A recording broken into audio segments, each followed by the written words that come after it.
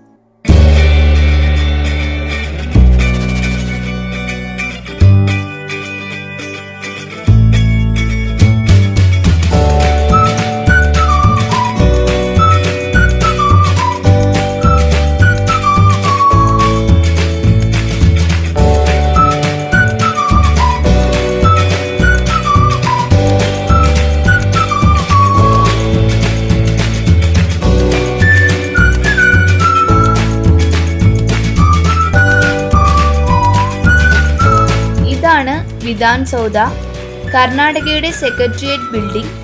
ഇത് അതിമനോഹരമായൊരു ബിൽഡിംഗ് ആണ്. ഇതിനോട് ചേർന്ന് തന്നെയാണ് കബോൺ പാർക്ക്. ഇതിന് എതിർവശത്തായാണ് വിധാൻ സൗധ മെട്രോ സ്റ്റേഷൻ.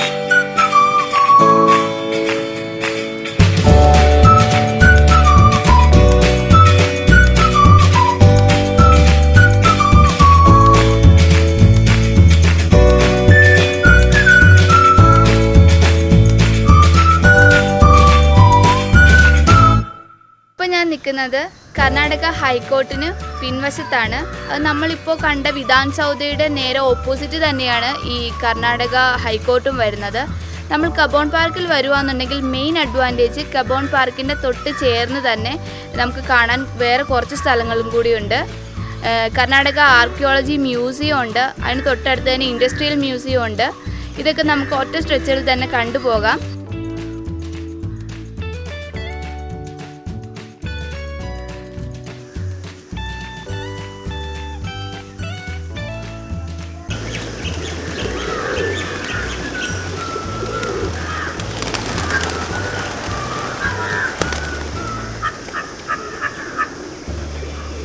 എന്തായാലും ഈ സ്ഥലം ആരും മിസ് ചെയ്യാൻ പാടില്ല.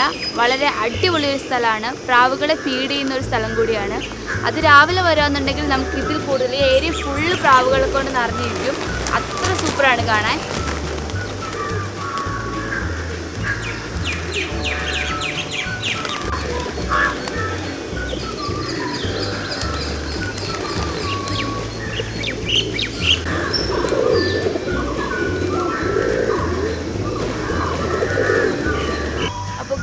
കബോൺ പാർക്ക് നമുക്ക് ഒരൊറ്റ ദിവസം കൊണ്ട് വ്ലോഗ് ചെയ്ത് തീർക്കാൻ പറ്റുന്ന ഒരു സ്ഥലമല്ല.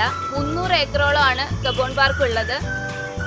എന്തായാലും ഇത്രയും വലിയൊരു ടൗണിൻ്റെ ഉള്ളിൽ ഇത്ര വലിയൊരു പാർക്ക് മെയിൻറ്റെയിൻ ചെയ്തുകൊണ്ട് പോകുന്നത് വളരെ വലിയൊരു കാര്യം തന്നെയാണ്. അപ്പോൾ എന്തായാലും ബാംഗ്ലൂർ വരുവാണെങ്കിൽ എല്ലാവരും കബോൺ പാർക്ക് തീർച്ചയായിട്ടും കാണണം. അപ്പോൾ നിങ്ങൾ പ്രൈവറ്റ് വെഹിക്കിൾസിലാണ് വരുന്നതെങ്കിൽ ഇതിന് ഒരുപാട് എൻട്രൻസുകളുണ്ട്. അപ്പോൾ പാർക്കിംഗ് ഏരിയ ഇതിൻ്റെ മെയിൻ എൻട്രൻസിലാണുള്ളത്. അപ്പോൾ എന്തായാലും ഗൂഗിൾ മാപ്പ് നോക്കി അത് കൃത്യമായിട്ട് കണ്ടെത്തിയതിന് ശേഷം വേണം വരാനായിട്ട്. അതല്ല നമ്മൾ പബ്ലിക് വെഹിക്കിൾസ് ആണ്, എനിക്ക് തോന്നുന്നു കുറച്ചുകൂടി നമുക്ക് ഈസി പബ്ലിക് വെഹിക്കിൾസിൽ വരുമ്പോഴാണെന്ന് തോന്നുന്നു.